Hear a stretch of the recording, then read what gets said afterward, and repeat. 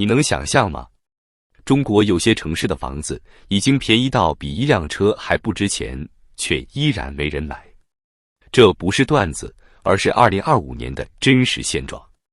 中指研究院最新发布的数据震惊了整个市场。2025年5月，中国百城二手住宅价格已连续下跌37个月，这意味着一个家庭的财富从2022年起每个月都在缩水，每个月都在失血。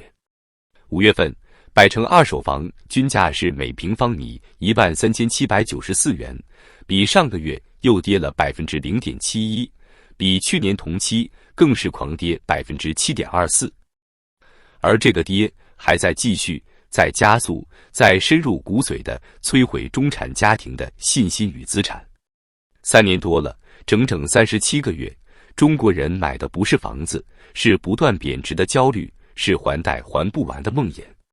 中指研究院的数据显示，2025年5月，百城新房均价上涨了 0.3%， 听起来是不是有点市场回暖的希望？错了，这完全是错觉。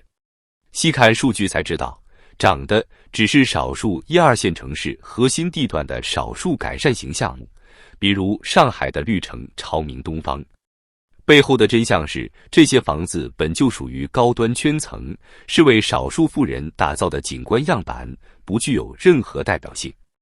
大部分3、4线城市的新房依然在跌，环比下跌 0.11%。中指研究院的数据告诉我们，一个城市涨 0.9%， 另一个城市跌 0.7%， 加起来可能是 0.3% 的假象式回暖。换句话说，这不是复苏，是挣扎中的幻觉。而这场幻觉背后，隐藏着整个房地产行业最深层的危机，信心的彻底崩塌。复苏不存在的。5月份，中国百强房企的销售额同比暴跌 17.3%， 1至5月累计下跌 10.8%。这已经不是行业寒冬，是骨灰盒时代。克尔瑞的数据更是赤裸裸。Top 10房企的平均销售额下降 9.5%， Top 11至30房企下降 13.5%， Top 51至100房企下降 15.6%， 几乎没有幸存者。2025年前5个月，这些昔日巨无霸们总共才卖了 1.4万亿的房子，而这个数字只相当于2021年同期的 27%。整整腰斩再砍一刀。某头部房企高管直言，3、4线城市早就没人买房了，户均2、3套房，房子靠继承就够用了。这句话是对中国楼市最真实的讽刺。在中国，房子不仅是家，更是几代人资产的唯一载体。当这个唯一的价值承载物失去价值，普通人还能剩下什么？你去问问那些还在还月供的人，他们有几个还相信房子保值？你再问问那些还在降价卖房却卖不出去的人，他们晚上能睡着吗？还有那些2021年、2022年高位接盘的接盘侠们，他们的房子现在比原价跌了 30%、40%， 负资产家庭数量飙升，但房贷一个月都不能停。就算离婚了，房贷也逃不掉。这不是生活，是金融炼狱。如果说过去的房子是印钞机，如今的房子就是榨干器。它榨干了一个中产家庭20年的积蓄，却再也换不回曾经的升值神话。如今连卖房逃生都变成了一场豪赌。根据链家研究院2025年5月的数据，全国二手房挂牌价与成交价之间的差距已高达 12.5%。 换句话说，卖家开价100万，买家只愿意出 87.5万，这个价差创下近10年新高。而这个差距正在以恐慌式降价的速度继续拉大。据中指院数据，当前1线城市中，广州跌幅最大，过去1年二手房均价同比下跌高达 13%， 大量业主选择亏本甩卖，只为了套现跑路。有中介表示，现在成交一套房基本都要砍3、4次价，从挂牌到成交常常低于原价20%以上。广州不是孤岛，中国的房市寒潮从南到北全境弥漫。沈阳挂牌房源暴增35%，成交量却同比腰斩。成都学区房一夜蒸800万，家长们抱怨鸡娃白努力。郑州某小区房价从高点2.2万元每平方米跌至现在不足1万元每平方米，跌幅55%，接近腰斩再腰斩。而在江苏某县级市，政府居然开启官员带头买房政策，还发文号召公务员以身作则拯救楼市。可惜没人接盘，项目依旧滞销。在这样的背景下，断供成了越来越多家庭的无奈选择。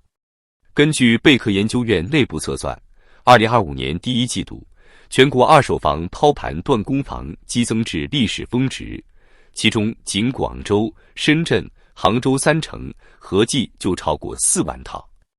这些房子有的甚至连房产证都没拿到，就被丢进法拍市场。而更让人绝望的是，这些被拍卖的房子也没人要。司法拍卖市场已经成了房地产坟场。2025年5月，阿里司法拍卖平台数据显示，当月全国法拍房源数量高达38.6万套，创历史新高，同比暴涨23%。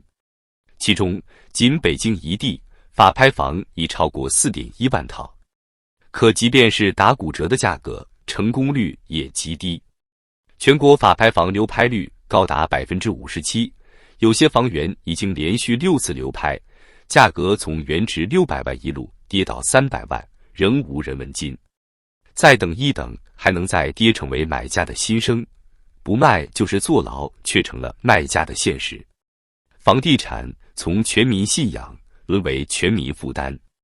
可问题是，房子跌了，银行的钱却一分都不能少。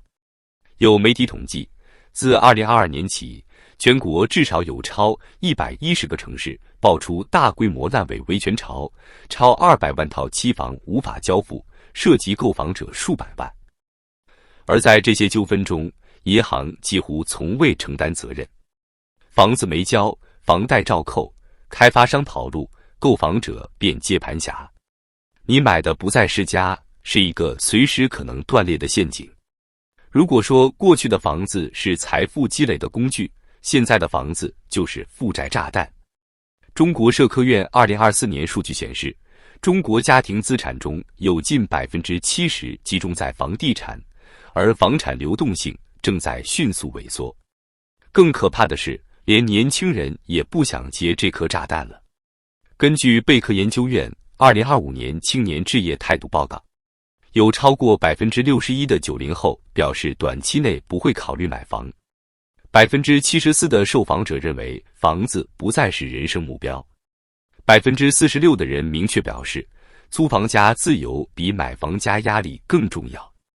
一整代人正在告别买房信仰，而这一切不是市场失灵，而是整个时代结构的崩塌。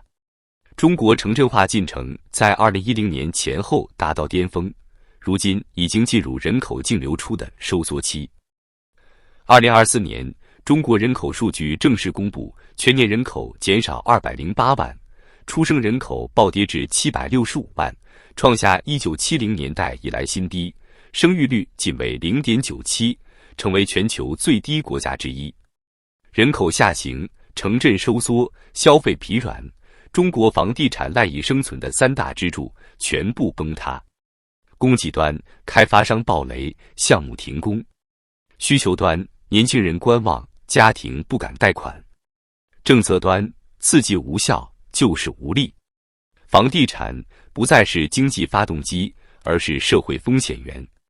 中指院指出，2025年前5月，全国房地产开发投资同比下降 9.1%， 创下疫情后最大降幅。建筑业、家居业、装修业等上下游产业受牵连，数百万岗位无活可干。在广东佛山，一家年营收超10亿的家装公司宣布倒闭，员工工资拖欠7个月，老板跑路。在山东潍坊，一位瓷砖批发商在抖音直播中痛哭：“我们仓库里压着几千万的货，1年没出1单，房子不卖，经济就像卡住的齿轮停摆了。”而即便就是政策密集出台，却已经没有人再信了。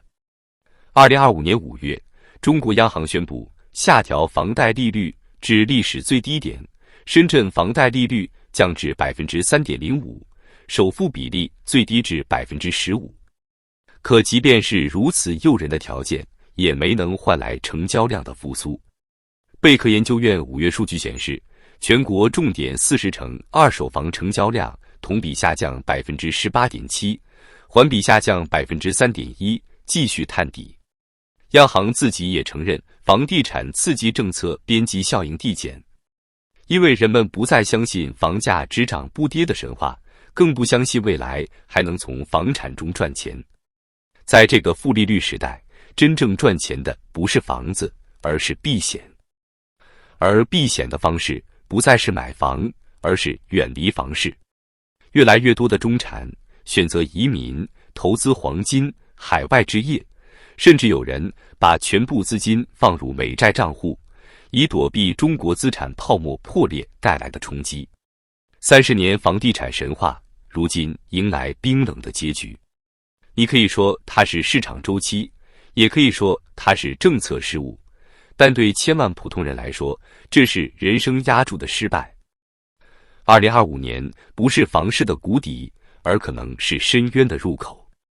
因为中国的二手房已经跌了37个月，仍在下跌，百强房企销售额腰斩，仍在萎缩，中产的财富被房子一点一点吞噬，最终连工作都保不住。